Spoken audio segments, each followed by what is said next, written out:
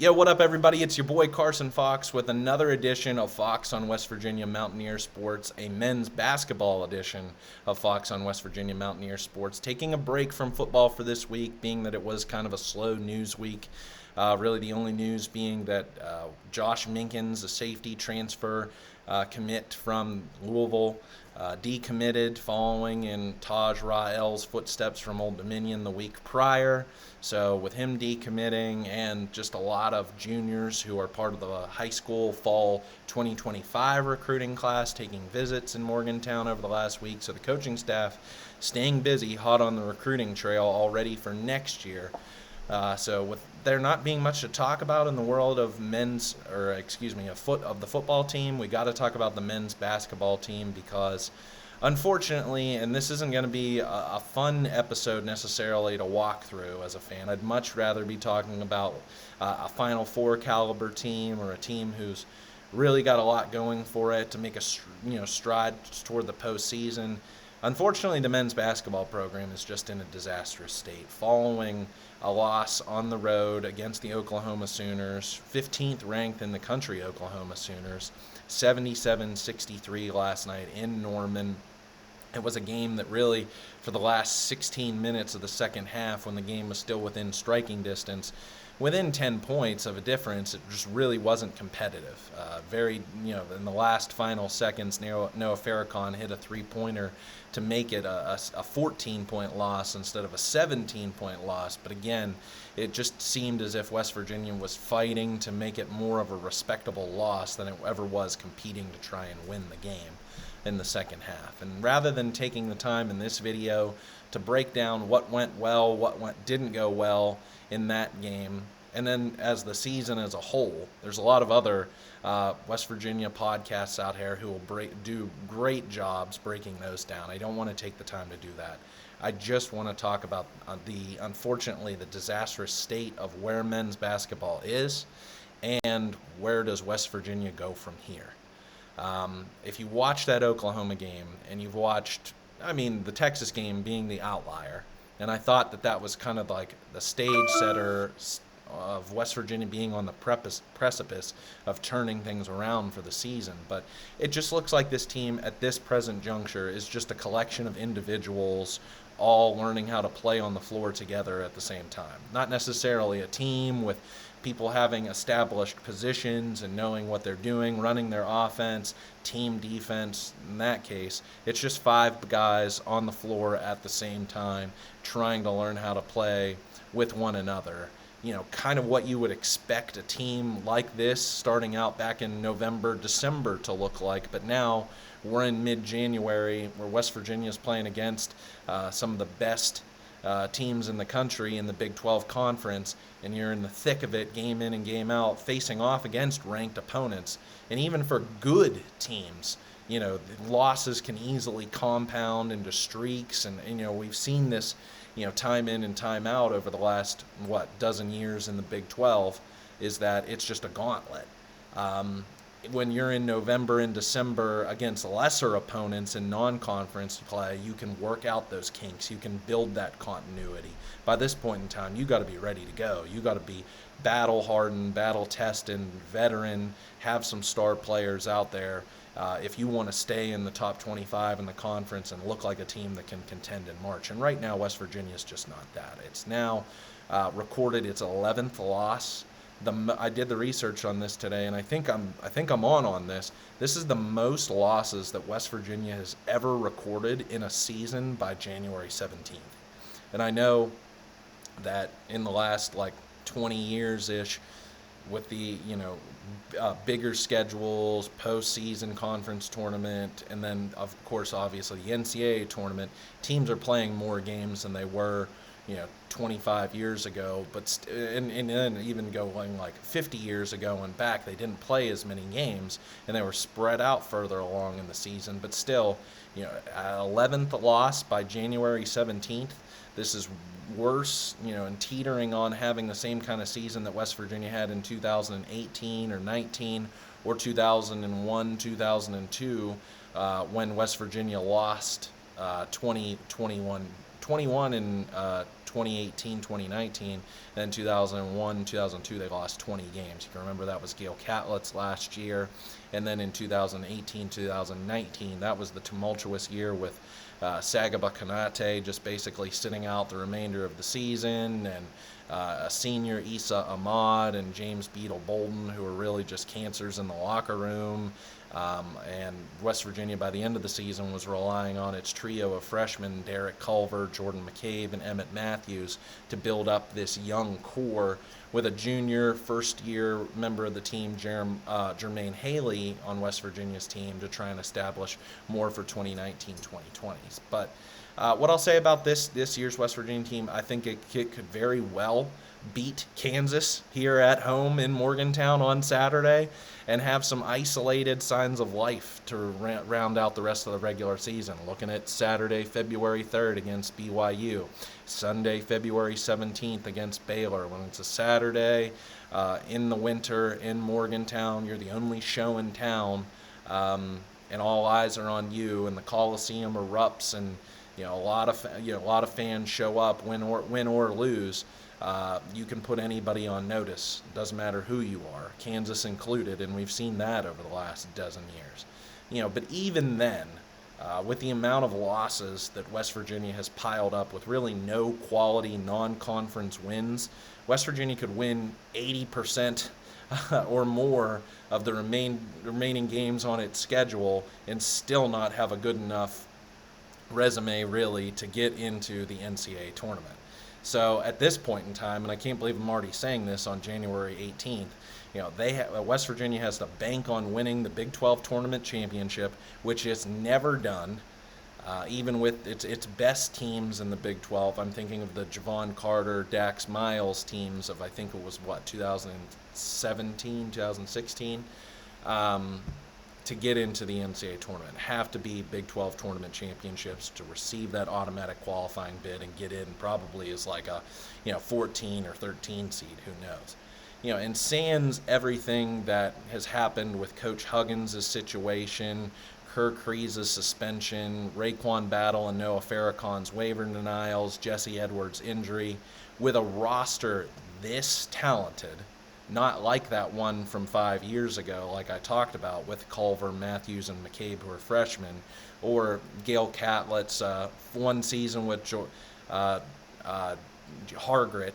The expectation for this team with just take it on paper at face value with this roster, should be the expectation that this is tournament worthy, that you should be one of the 68 best teams, if we're using a college football playoff terminology here, that should be tournament worthy. So I'm unfortunately thinking that these next 6 weeks are going to be extremely painful for Mountaineer fans to watch. And I would say just really to suffer through it as best you can until March 13th, and that's when Mountaineer Nation can really hold out for one last potential run when everyone's presumably healthy, eligible, and perhaps with the kind of chemistry that we would hope they would be playing with now. Once Edwards gets fully healthy and you have the unit that you thought you would have come the beginning of the season. Unfortunately, I just feel terrible for Josh Eilert, Deshaun Butler. If you're making a Mount Rushmore of West Virginia basketball, you're having the logo Jerry West on it. And Deshaun Butler, Javon Carter, and probably Hot Rod Hundley or the other player, Rod Thorne. So it's just a shame. And you got another guy who's given a lot to this program, both as a coach and a player for 4 years, and Alex Ruoff on this staff. Unfortunately, DeMar Johnson is really handicapped of what he was.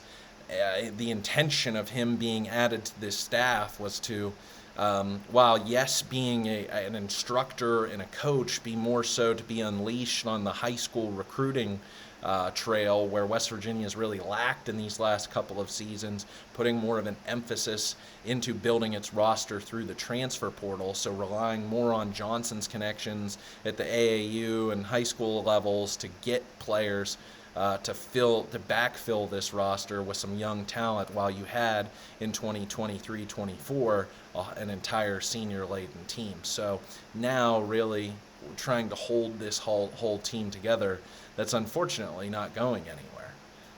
Looking ahead to 24-25, I looked into this today. You only have 6 returners potentially on this roster, and Jeremiah Brembury, Josiah Harris, Kobe Johnson, Ofri Nave, Ali Ragab, who hasn't played, I don't think, a minute this year and was, a D2 transfer, bringing him in really just to fill out a roster spot and get onto the floor in practice, and Seth Wilson.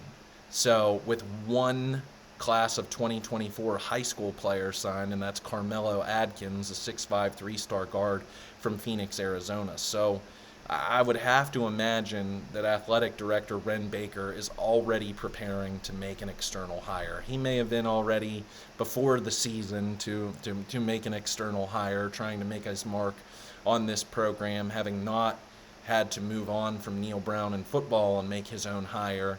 But now he will be the one who's tasked, and all eyes will be on him to make this basketball external hire. Because I'm sorry to say, but I just... even with all of the ups and downs that this roster has faced this entire season, it's just like, what can Josh Eilert do? I don't think that he doesn't have the vote of confidence beyond this year officially, so you can't go out there and recruit high school recruits, hence why they only have one commitment for out of the high school ranks. So what, are you just going to go and it's just you got to start clean. You got to blow it all up, unfortunately, and start fresh. I just think, if you make an external hire, how does that affect those 7 players that are supposed to be the returners for next year, and their options elsewhere potentially? I think that's to be determined. And what is the appetite, I feel like, or the attraction for an outside coach to take over a program with this kind of roster situation while participating in the toughest basketball conference in America? That's the only downside to it. You're walking into a gauntlet with Kansas still in your conference, Houston's performing as a first year edition, like they should have been they've been a Big 12 caliber program for the recent history. You're bringing in Arizona into the conference next year. Yes, you lose Texas and Oklahoma, but you get what I'm saying, that this conference still has firepower. So it's going to be hard to win when you're in the midst of a rebuild. And anybody who, like me, is very much a Bob Huggins fan and still loves the person, hates the actions that happened this past spring and summer, unfortunately the ship has sailed. I don't see how, given the investment that boosters and just the athletic department and everyone invested into this year, for those things to happen, and then you have a lawsuit against the university, and there was somewhat, I would say, a bit of a power struggle, but like behind the scenes. I know it hasn't really explicitly been said between Baker and Huggins. I don't think there's any animosity there. I think it's all one-sided. I think that Huggins, very much like a Joe Paterno situation, that thought he was untouchable. His actions didn't have any ramifications. He played hardball and those, are you going to actually fire me kind of things. Baker wanted to respect the respectable person, not only figure but coach, employee that Huggins was into this whole situation. Whenever he didn't want to have to kick him in the backside out the door and slam the door on him on his way out. Wanted to usher him out with grace. And there will be a time period eventually for Bob Huggins to be welcomed back. But for this to all go down in the way it's happened in the last, 7 months, and then you have this kind of tumultuous season, you're just going to bring him right back? In what world does that make sense? I know he's a beloved figure. He's an icon. would be the active winningest head coach in college basketball. Obviously has an appetite for it, but I just don't understand the message that sends. And again, what does he then bring back for? And the other thing is a rebuild. At Huggins' age, you're not going to rebuild this roster back up in the quickest manner with that kind of NIL investment that you made for this year. So I just don't know how this makes sense. In what world does it make sense to bring Bob Huggins back? I don't know. Leave your comments here if you think that Huggins is the answer and West Virginia should bring him back for better or worse, for the short term or a long term.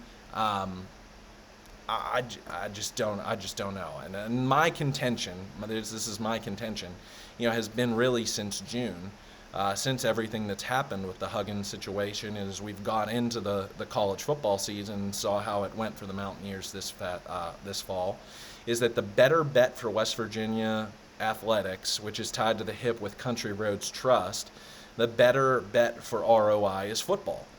With where the program is from a stability standpoint, the potential with the roster for this upcoming year, now an opportune path to the college football playoff by winning the Big 12 conference, which now doesn't contain Oklahoma and Texas. Unfortunately, men's basketball is just going to have to take a bit of a payroll cut in terms of NIL dollar investment because they went all in for it this year. Are you going to continue to sustain the basketball program at the level in which they did for this year in and year out? How does that affect football? Again, I think the price, if you look at On3 and you just see how things have unfolded these last few months, that I think the price of West Virginia's football players have gone up. And so what's the total payroll looking like for the football team? Does that pull away from the basketball team? Now, I don't think I'm saying anything that dedicated Mountaineer fans like yourselves who watch my channel don't already know deep down, but don't want to say out loud to acknowledge the reality of the situation. But I just want to hear from those who would argue with me, say that I'm wrong, and I'll even address some of the counterpoints that I think like to argue against myself to give you some ammo. West Virginia was paying Bob Huggins like a top 10 head coach in the country at $4.2 million annually for a salary. They have two players in the National Basketball Association right now in Javon Carter and Deuce McBride. So the proof is in the pudding right there that there is a path from Morgantown to the NBA. They're playing in, flip it on the other side of the coin with the conversation about the Big 12 conference. They're playing in the best basketball conference, so you're equivalent really to what the SEC is like in football. So if you want to play among the best, here's the Big 12 conference. Welcome to the show. And there is a huge appetite at West Virginia that is backed by the administration for basketball.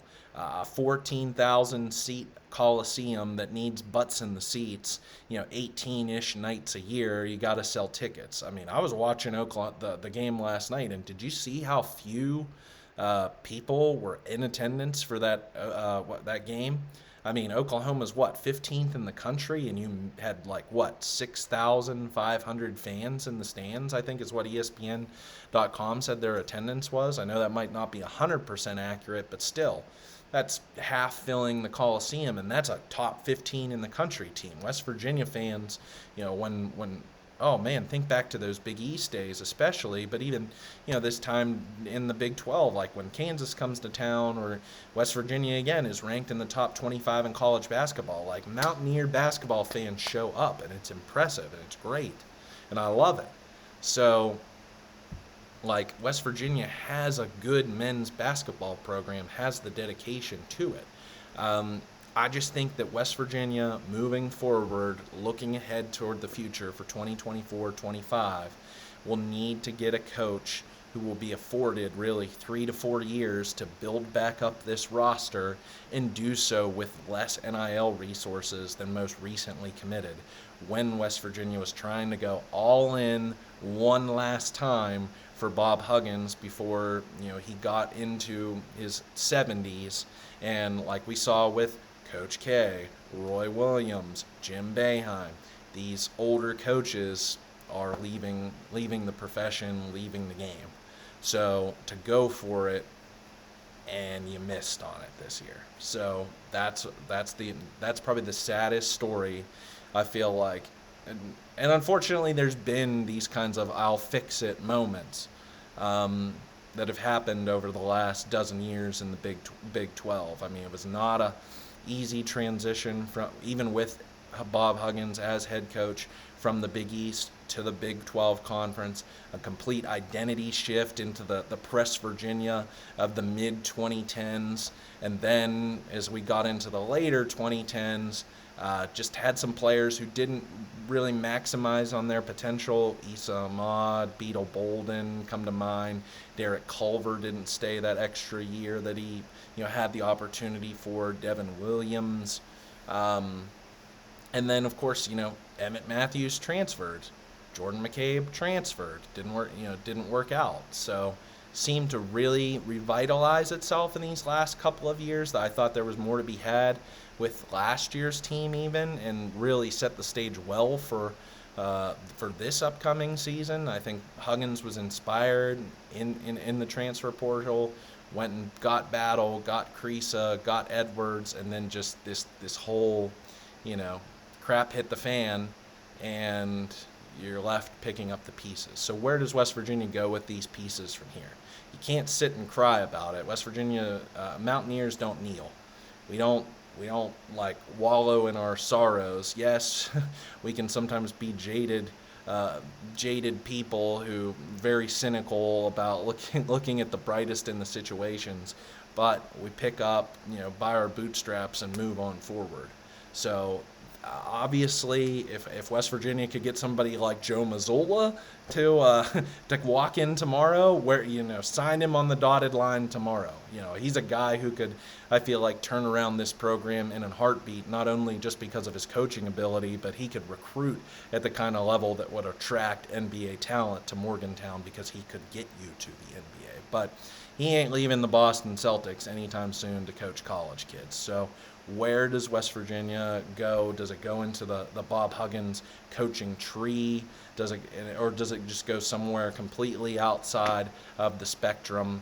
You would have liked to potentially have brought on North Texas's head basketball coach following Ren Baker, from a year ago, but he is now the head coach at Texas Tech. So where does West Virginia go from here? Does it try and find the biggest name on the coaching carousel in the offseason, maybe from a mid-major school, or does someone from who knows? Who knows? I hate to see someone like Deshaun Butler, who's one of probably my favorite all-time Mountaineer basketball player, unfortunately not be retained on this coaching staff and bringing in an all new staff. But I want to see what's best for this men's basketball program. I don't want it to be in spite of the football program, which has a lot of things going for it right now. So it'll just be very interesting to see what for the football program and for the basketball program, what do their short and long-term journeys look like, looking forward here already to next season. So let me know how you feel. If you like this video, please like it so more Mountaineer fans can see it around YouTube, and check out some of my other football videos here on Fox on West Virginia Mountaineer Sports. If you like those, want to hear from me like I do each and every week, hit that subscribe button. Have over now 200 subscribers, so that's awesome. I really appreciate all of you who tune in each and every week and listen to me. So I have a lot of fun bringing it to you. So maybe we'll get back into some football next week. Hopefully, good signs for the men's basketball program on Saturday. Go out there, beat KU, rack up some wins over the course of the next 6 weeks of the regular season. I hope you have the Mountaineer Nation will support this basketball program. I have no doubt about that. They will be there given the circumstances for these players, for Josh Eilert, the entire program. Mountaineer Nation, I know, is behind this program. Just unfortunately, it's just a season that I feel like is doomed. It's just really doomed to be able to win at the level that you need to reach goals in making the NCAA tournament, which is the goal for everybody. So everybody have a great weekend. Hail West Virginia. Let's go.